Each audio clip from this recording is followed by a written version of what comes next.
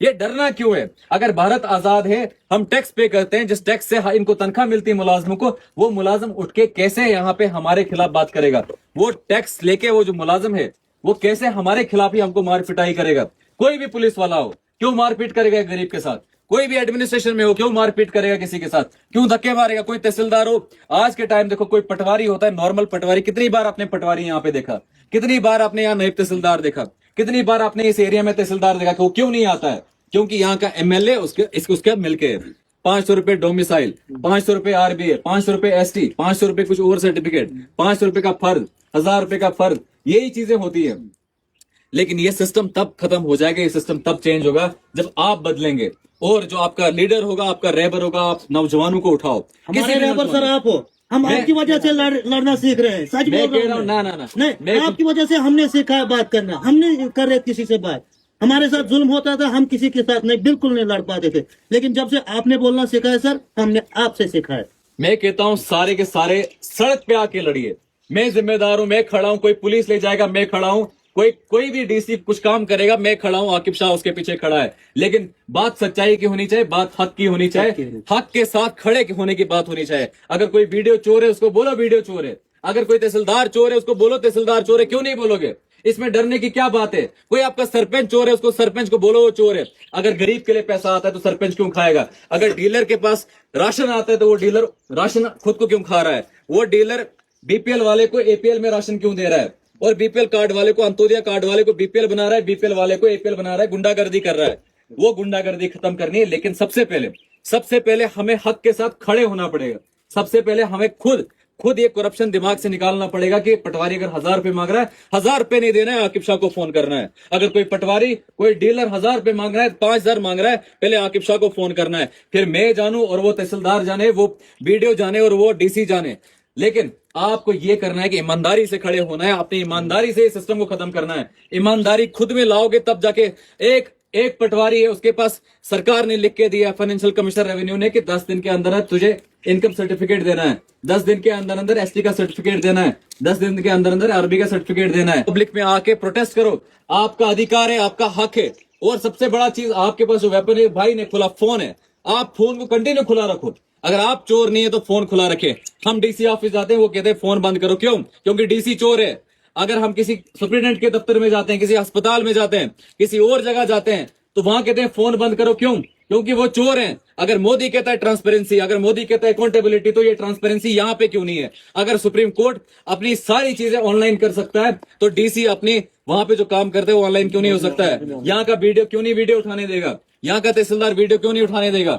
तो इसके लिए सबसे पहले आपको सामने आना पड़ेगा, आपको हक की बात करनी पड़ेगी। वो कोई भी बंदा हो, बेवकूफ नहीं बनना है।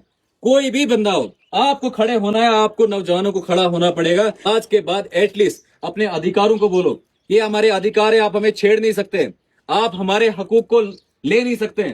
लेकिन इस सब चीज के लिए आपको खड़े होना पड़े, मजबूती से खड़ा होना पड़ेगा। आपको मजबूती से खड़ा होना पड़ेगा। रास्ते में हो, कहीं पे भी जुल्म हो, आपको खड़ा होना पड़ेगा। अगर आपकी इस्तिताअत खुद नहीं है, आप मेरा फोन नंबर रखो, मुझे कॉल करो कि भाई गलत हो रहा है यहाँ पे। बाकी ये कि मैं निकला हूं घर से कुर्बानी देने के लिए। मुझे ये नहीं कि मुझे एमएलए बनना है। आपने देखे होंगे एमएलए कब आता है यहाँ पे? जिस टाइम पे इलेक्शन वोट होगा। डीडीसी यहाँ पे कब आएगा? जब उसको वोट लेना होगा। कोई और बंदा कब आएगा? जब उसको वोट लेना होगा। लेकिन वो आते हैं पेटी लेके और फिर निकल जाते हैं पेटी खाली करके। आप पैसा यहाँ लोगों को देके फिर कहते हैं कि ना वहीं वो पाने कर वो सोरी के। फिर तभी ये स्कूलों की हालत है, तभी ये हमारे अलग अलग जगहों की। यहाँ पे देखो, आपके सामने रोड है, इसमें क्रैश बैरियर नहीं है। कोई बच्चा साइकिल चलाएगा तो नीचे जाके मर जाएगा। कोई गाड़ी चला के बेचारा कोई आएगा, नया नया सीख रहा होगा, या कोई भी बड़ा होगा, रात की बात है, क्यों नहीं है इसमें क्रैश बैरियर? लेकिन सवाल पूछने वाले को पीएसए लगेगा, सवाल पूछने वाले को आज के टाइम पे पर्चे लगते हैं। लेकिन कब जागेगा मेरा कौम? कब जागेगी? आपको जागना पड़ेगा, खड़े उठना पड़ेगा, अपने अधिकारों के लिए खड़ा होना पड़ेगा। जब तक ना आप अपने अधिकारों के लिए खड़ा होंगे, तब तक ये जुल्म खत्म नहीं होगा। ये बच्चे, जो हमारे बच्चे आने वाले जनरेशन है, हमने जुल्म सहा, कितना ही जुल्म सहा। इतनी डेवलपमेंट, इतनी बैकवर्डनेस, इतना ज्यादा बैकवर्ड क्यों है हमारे इलाके? इसकी वजह एक ही, यहाँ पे टूरिज्म क्यों नहीं है? यहाँ पे इतनी अच्छी जगह है, जहाँ पे स्कूल नहीं हो, जहाँ पे अस्पताल नहीं हो, तो वहां पे टूरिज्म की क्या ही बात करें। 5 करोड़ रुपए एक मंत्री को, एक एमएलए को, इधर भी कोई एमएलए होगा, मुझे नहीं पता कौन है, यहाँ पे भी कोई एमएलए होगा, उसको 5 करोड़ रुपए एक साल का मिलता है, सिर्फ सीढ़ियां। वो जेब का पैसा, कोई बीमार हो गया, कोई सड़क देनी है कहीं पे, कोई स्कूल देना है, कोई कुछ और काम करना है छोटा मोटा, 5 करोड़ रुपए होता है। अभी तक 2 साल हुए 10 करोड़ मिल ही गया होगा। 10 करोड़ में कितना पैसा आपके इस एरिया में लगा? जीरो। ये सीडीएफ से बनी होगी, सीडीएफ तो नहीं बनी। और आपको एक चीज समझना पड़ेगा चाचा, एक चीज समझना पड़ेगा, एक चीज हमारे बुजुर्गों को समझना पड़ेगा। रोड के खड्डे भी बांधने पड़ते हैं आपने।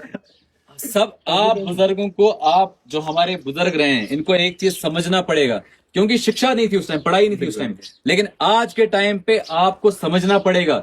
अगर कोई भी स्कीम आती है, आज यहाँ पे संगपुर वायलू टनल वो खुल गया है, कोई एक मंत्री आके बोलता है मैंने खोला, मैं ये इसका मैं क्रेडिट लेता हूँ, दूसरा एमएलए आता है बोलता है मैं, तीसरा बोला मैं, सारे मैं लगे। लेकिन ये स्कीम जो है केंद्र सरकार की है, आपको समझना पड़ेगा। सरकार केंद्र की है और टैक्स पैसा केंद्र सरकार को कौन देता है? कौन देता है चाचा? फिर वो एमएलए कैसे बोल सकता है कि ये मैंने बनाया टनल?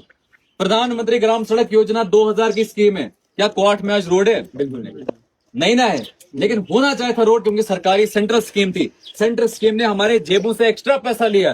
कितने का सिलेंडर था? 400 रुपए का, आज 1000 रुपए का सिलेंडर है कि नहीं? टैक्स को डबल किया गया, पैसे को डबल किया गया कि आपको सड़क अच्छी दी जाएगी, आपको स्कूल अच्छा दिया जाएगा ना। लेकिन हमारे पास अच्छा स्कूल, ना अच्छा अस्पताल, ना अच्छी सड़क है, ना अच्छा पानी है, ना अच्छी शिक्षा है। टीचर, पैसा हमारे जेब से जा रहा है, सड़क हमारी है, हमारे जेब से जा रहा है। फिर मंत्री आएगा, बोर्ड के सामने खड़ा हो जाएगा, बोलेगा ये सब चंगासी है, मैंने दे दिया, ये मेरा है। फिर माला शाला फोटो शोटो खींचेंगे, कैंची से भी कुछ काटते हैं, लेकिन गरीब से कटवाना चाहता है ये कैंची। जब अगर किसी दिन, मैं चाहता नहीं हूं, लेकिन अगर मैं गलती से किसी दिन एमएलए बन गया, मंत्री बन गया, सबसे गरीब जो बंदा होगा उससे कटवाया जाएगा रिबन, क्योंकि उस गरीब से भी वो टैक्स जाता है, जिस टैक्स से मुझे तनख्वाह मिलेगी, या उस सीएम को या पीएम प्रधानमंत्री को तनख्वाह मिलती है। मोदी किसने बनाया? हमने बनाया ना, हमने यहाँ से एमपी भेजा ना। यहाँ से एमपी कौन है? जितेंद्र सिंह, आप जानते भी नहीं होंगे, आपने वोट डाला जितेंद्र सिंह को, आपको ये भी नहीं पता होगा वो एमपी है, उसको भी 5 करोड़ मिलता है। हम शक्ल भी नहीं जानते, वो शायद वोट लेने भी नहीं आता होगा, वो जिताया है, क्योंकि ये धर्म की राजनीति करते हैं, इनको नहीं है जरूरत की है यहाँ पे आए, लेकिन फिर भी आपने वोट दिया होगा। लेकिन जब बड़े बड़े प्रोजेक्ट होते हैं तो आजकल तो कंप्यूटर पे ही करते हैं, कंप्यूटर लगाते हैं सामने से बाहर, फिर कैंचू से काटते हैं कंप्यूटर पे ही। आज सड़कों पे भी नहीं आते हैं। लेकिन गरीब जब तक ना जागेगा, गरीब को जब तक ये पता चलेगा, जो प्रधानमंत्री ग्राम सड़क योजना था वो किसी के बाप की योजना नहीं थी। और जो कहता है कि ये मैंने सड़क बनाई, उसने कहां से बड़ी सड़क बनाई? वो आप मुझे बताओ, एक गरीब के साथ एक गरीब का जेब से पैसा जाता है, एक गरीब का जेब का पैसा वो लगता है प्रधानमंत्री ग्राम सड़क योजना में, और ग्राम सड़क योजना में लगने के बाद वो पैसा ग्राम सड़क योजना के बाद एक गरीब को सड़क कैसी मिल रही है। लेकिन ये पैसा एमएलए का नहीं है चाचा साहब, नौजवानों को समझ आ चुका है, लेकिन आपको समझना है। तो उसने अपने बाप की सड़क नहीं दी, उसने अपने जेब का पैसा नहीं दिया, ये गरीब का पैसा है, ये गरीब जो टैक्स पे करता है उसका पैसा है। आप जब चावल खरीदते हो उस पर टैक्स देते हो, चावल असल में 10 रुपए किलो है, लेकिन होता है 15 रुपए का, जो 5 रुपए है वो टैक्स है, वो एक्स्ट्रा है। उससे मोदी को तनख्वाह मिलती है, उससे चीफ मिनिस्टर को तनख्वाह मिलती है, उसको बाकी जगहों को तनख्वाह मिलती है। देखो सारी पब्लिक देख रही है, सारी पब्लिक जानती है, लेकिन हमारे नौजवान अब एक्टिव हो चुके हैं, ये जानते हैं कि आज तक हमारे गरीबों के साथ जुल्म किया गया, आज तक हमारे गरीबों को जबरदस्ती गरीब रखा गया। अगर इनका बच्चा आईएएस ऑफिसर होता, इस टाइम पे इस तरीके से मजलूम तरीके से किसी साहब के सामने नहीं जाते कि जनाब मुझे ये बनाना है, और वो धक्के मारता वहां पे। और वो अफसर ये नहीं देखता है कि ये बुजुर्ग है, वो अफसर ये नहीं देखता है कि ये औरत है, वो अफसर ये नहीं देखता कि मजलूम है, वो बस धक्के मारता है कि नहीं जा वड़े इजन। आप यहाँ से किश्तवाड़ जाते हो, अल्ट्रासाउंड करवाना होगा, वहां पे अस्पताल में अल्ट्रासाउंड नहीं है, आप यहाँ से जाते हो, इंतजार करना पड़ता है। यहाँ से जाते हो सिटी स्कैन मशीन के लिए, सिटी स्कैन मशीन खराब है। यहाँ से जाते हो एमआरआई करने के लिए, एमआरआई नहीं है। सिटी स्कैन का मशीन सिर्फ 30 लाख रुपए का है, क्या 5 करोड़ में एक एमएलए सिटी स्कैन मशीन नहीं दे सकता है? क्यों नहीं देगा? मेरा गरीब बेचारा एक महीने के लिए इंतजार क्यों करेगा? क्यों नहीं? अगर अल्ट्रासाउंड का मशीन यहीं पे हो, हर गांव में अल्ट्रासाउंड का मशीन हो, एक गरीब को बेचारे को इंतजार नहीं करना पड़ेगा 1 महीने के लिए। और 1500 रुपए का एक अल्ट्रासाउंड होता है, वो गरीब कहाँ से लेगा? गाँव वाले को कम से कम 5000 का पड़ता है, कम से कम 2 दिन तोड़ने पड़ते हैं, और वो भी सिटी स्कैन लाइन में वो भी सिटी स्कैन मशीन खराब हो तो यहाँ से आपको डोडा रेफर किया जाता है, यहाँ से आपको जम्मू रेफर किया जाता है। एक गरीब बेचारा कहाँ से पैसा लाएगा? वो रेफर होके जम्मू जाएगा। एक गरीब कहाँ से पैसा लाएगा? यहाँ से डोडा जाएगा। लेकिन ऐसे ऐसे कितने गरीब है जिनके पास पैसा नहीं है, जिनके पास कुछ भी नहीं है, लेकिन एक गरीब बेचारा मजबूर हो जाता है, किसी से पैसा उधार उठाता है, उधार उठाने के बाद उसको अपनी जमीनें बेचनी पड़ती हैं, उसको अपने घर बेचने पड़ते हैं, शायद हम में से बहुत सारे लोग हैं जो ठीक ठाक है, लेकिन ऐसे भी गरीब लोग हैं जो बेचारे के जिनके पास कुछ भी नहीं है, जो मजबूर हो जाते हैं अपनी जमीनें बेचने के लिए ताकि अपनी बेटी की शादी करें। बेशक। वो मजबूर हो जाते हैं कि अस्पताल जाने के लिए, इलाज करवाने, अपनी जमीनें बेचते, अपने बच्चों को नौकर रखते हैं अफसरों के पास, ताकि किसी दिन मजबूरी हो जाए, कोई प्रॉब्लम हो जाए तो उस दिन वहां पे वो साहब हमारे लिए कुछ करेगा।